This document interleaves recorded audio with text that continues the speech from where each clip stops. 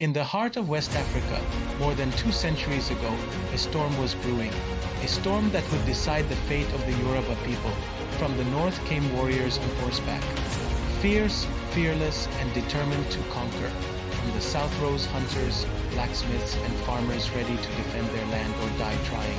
Before we journey deep into this forgotten war, hit the subscribe button and join us at African Stories with Drey, where Africa's untold stories come alive. Once upon a time, the Oyo Empire stood proud, the heartbeat of the Yoruba civilization. As the most powerful state in Yorubaland, its influence stretched from the banks of the Niger River down to the coastal lagoons. Its cavalry was legendary, its trade routes bustling, and its culture a beacon of art and spirituality. But by the early 1800s, the empire was dying. Its kings divided, its generals corrupt, its enemies gathering. The foundations of this once mighty kingdom were cracking under the weight of internal strife.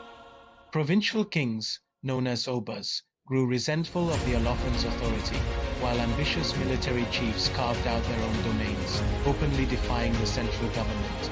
The empire's political machinery, once a marvel of checks and balances, had descended into a cycle of assassinations, coups, and civil unrest. The glorious Age of Oyo was fading into a painful memory. From the far north, the Fulani jihad led by Othman Dan Fodio swept across the land, conquering cities and spreading influence. This was not merely a military campaign. It was a powerful religious and political movement that sought to reform and unite the Hausa states under a single Islamic caliphate based in Sokoto. As the jihad gained momentum, its gaze turned southward toward the fractured and vulnerable Yoruba states. In the chaos, Ilorin, once a loyal provincial town and a key military outpost, for the Oyo Empire joined forces with the Fulani, turning against its Yoruba king. This betrayal was orchestrated by Afanja, the Kakanfo or Generalissimo of the Oyo army, who, in his ambition to break free from the Olofin's control, had invited a Fulani cleric, Alimal Sali, and his followers to settle in Ilorin. This alliance of convenience quickly turned into a takeover as the Fulani consolidated power and established an emirate, making Ilorin the spearhead for their push into Yorubaland. Town after town fell. The Fulani cavalry, renowned for its discipline and effectiveness on the open plains, proved devastatingly superior to the disorganized foot soldiers of the crumbling Oyo Empire. They sacked Old Oyo, the imperial capital, forcing the Olofin to flee and scattering the remnants of the court. The fall of the capital sent shockwaves across the region, signaling the end of an era. The jihadist forces, now operating from their forward base in Ilorin, continued their relentless march south. They overran strategic Yoruba towns like Oka, Ikoi, and Erinaya, each victory bringing them closer to the heart of the southern forests. The Yoruba and trembled until one small town refused to bow. Osogbo, a humble town deep in the forest. Its people were not kings or conquerors, they were hunters, traders, and believers in the power of their gods. Nestled on the banks of the sacred Osun River, Osogbo was a relatively minor settlement, known more for its spiritual significance than its military might. The town was a center for the worship of Osun, the goddess of fertility and water, and its people lived in close harmony with the dense forests that surrounded them. They were farmers who tilled the rich soil, hunters who knew every secret path of the woods, and blacksmiths who forged tools for peace, not just weapons for war. Their strength was not in numbers or in grand armies, but in their deep connection to their land and their unwavering faith in their ancestral traditions. The peace of Osogbo was shattered when a messenger, breathless and covered in dust, burst into the Atarja's palace. A council of elders was gathered under the cool shade of a large iroko tree, discussing the troubling news from the north. My lord, the Ilorin army approaches from the north. Their cavalry has crossed the river. The messenger's panicked words confirmed their worst fears. The wave of conquest that had drowned so many other towns was now at their doorstep. The elders knew that Osogbo, with its small population and modest defenses, could not stand alone against the might of the Ilorin Fulani forces.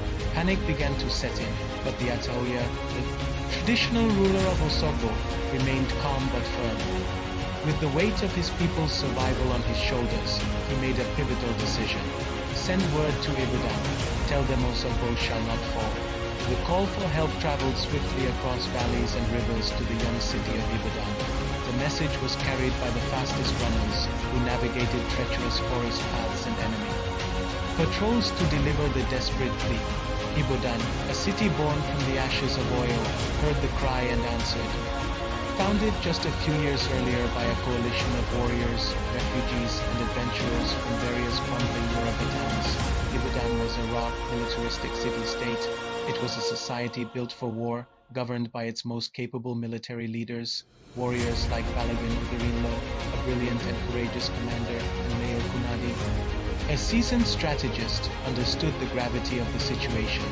They knew that the fall of Osogbo would open a gateway for the Iloran forces to sweep through the rest of Yorubaland, threatening every town, including their own. Gathering their fiercest soldiers, they swore an oath. If Osogbo falls, the Yoruba Nation falls with it. In 1814, the northern forces advanced. Riders from Iloran led by Fulani emirs, disciplined, ruthless, unstoppable. This was the largest and most determined force yet sent into Yorubaland. Their army consisted of thousands of elite cavalrymen, whose speed and shock tactics had proven invincible on the savannas to the north. They moved with an air of invincibility, their gleaming spears and colorful banners a terrifying sight as they galloped across the open plains, kicking up clouds of red dust that heralded their approach. Their strategy was simple and brutal. A swift, overwhelming cavalry charged to break the enemy lines and sow terror, but Osogbo was ready. While they awaited help from Ibadan, the people of Osogbo fortified their town with desperate ingenuity. Under the direction of their elders, men, women, and children worked tirelessly. Men dug deep, wide trenches around the town, designed to trap the enemy's horses. Women and children carried stones and wood to build up barricades and palisades along the town's perimeter. Hunters, using their intimate knowledge of the surrounding forest, set up hidden pits and snares along the paths the invaders were likely to take. Priests and priestesses gathered at the shrines, making offerings and chanting invocations to Ogun and Sango, gods of iron and thunder, beseeching them for strength and protection in the coming battle. Faith became their armor, hope became their weapon. An elder priestess, holding sacred herbs over a ritual fire, was heard chanting softly, Ogun Laga Bedi Re. Ogun Lo Ni Ogun. Ogun is our fortress. Ogun owns war. Then came reinforcements, fierce, fearless, and determined. Just as the morale in Osogbo was beginning to wane, a great cloud of dust was seen on the horizon, not from the north, but from the south. The pounding of war drums grew louder, and soon the distinctive war cries of the Ibadan army echoed through the forest. Ibadan had arrived. Their arrival was met with jubilant cries and ululations from the people of Osogbo. The sight of thousands of battle-hardened warriors, armed with muskets, swords, and charms, marching into their town was a profound moment of relief and renewed hope. The Ibadan army, led by Balogun Oderinlo, was a formidable force, a fusion of veterans. Soldiers from the old Oyo army and a new generation of warriors forged in the crucible of constant conflict. Before the assembled forces of the new alliance, Balogun Oderinlo delivered a rousing speech, his commanding voice echoing over the crowd. Brothers, today we fight not just for Osogbo but for all Yoruba sons and daughters. Let the enemy know, the land of Oduduwa will never kneel. A deafening roar rose from the warriors, a unified cry of defiance that shook the very ground. At dawn, the Fulani cavalry charged their horses thundering across the plains. The morning fog was still clinging to the ground when the Iloran war horns sounded the attack. Confident in their numerical superiority and the proven effectiveness of their cavalry, they advanced in a wide, terrifying crescent formation, expecting to crush the defenders in a single decisive blow. They believed victory was certain. They had faced Yoruba armies before and had always scattered them with ease. But in the forest, shadows, Ibadan warriors waited. The Yoruba commanders had devised a brilliant and cunning strategy.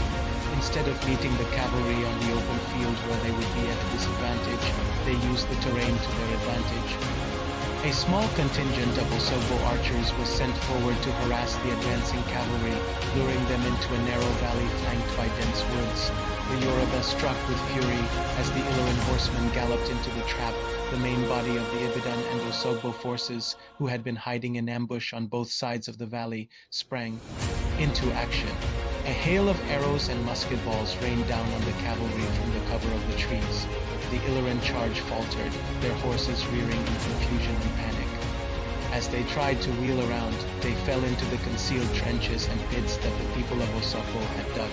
The disciplined cavalry formation dissolved into a chaotic mass of men and horses. At that moment, the Ibadan infantry charged from the forest, their swords and spears glinting in the morning sun. The fighting was brutal. And at close quarters, the Illyrian warriors, unhorsed and disoriented, were no match for the ferocious Yoruba foot soldiers on their own terrain. The Fulani were surrounded, their horses trapped in trenches, their leaders captured. By nightfall, the once mighty invaders fled, leaving their dead behind. The Osogbo War was over. The Yoruba had triumphed. The victory at Osogbo stopped the Fulani advance into southern Yorubaland. It was a turning point of monumental importance. The psychological impact was immense. The myth of the Illyrian Fulani invincibility was shattered. The news of the victory spread like wildfire, restoring hope, unity, and courage to a people on the brink of extinction. The battle proved that with strategic thinking, unity, and a willingness to adapt, the Yoruba could successfully defend their homeland. The southward expansion of the Sokoto Caliphate was permanently halted at the edge of the forest zone. From that victory, Yoruba cities Ibadan, IJ, Ilisa grew stronger, forming alliances that lasted for generations. Ibadan, in particular, emerged as the new military powerhouse of Yorubaland, taking on the role of protector of the Yoruba states. The political landscape was redrawn, with new centers of power rising to fill the void left by the collapse of Oyo. And though the guns have long fallen silent, the spirit of that victory lives on in the songs, the festivals, and the hearts of the Yoruba. The battle is commemorated in oral traditions, passed down from generation to generation. The alliance forged between Osogbo and Ibadan is remembered and celebrated. The site of the battle became hallowed ground, and the legacy of the warriors who fought there is enshrined in local history. The victory ensured the survival of Yoruba culture, religion, and political autonomy in the southern territories. Today, this legacy can be seen in the vibrant cultural life of the region, most notably in the annual Osogbo Festival, the UNESCO World Heritage Site, which draws visitors from all over the world. The Osogbo War was more than a battle. It was the moment when a people stood together and refused to let their heritage die. It was a testament to the power of unity in the face of an existential threat. A story of how a humble town and a young city, through courage and ingenuity, changed the course of history for an entire nation. If this story moved you, don't let it fade away. Subscribe to African Stories with Drey, and together we'll keep Africa's proud history alive one story at a time.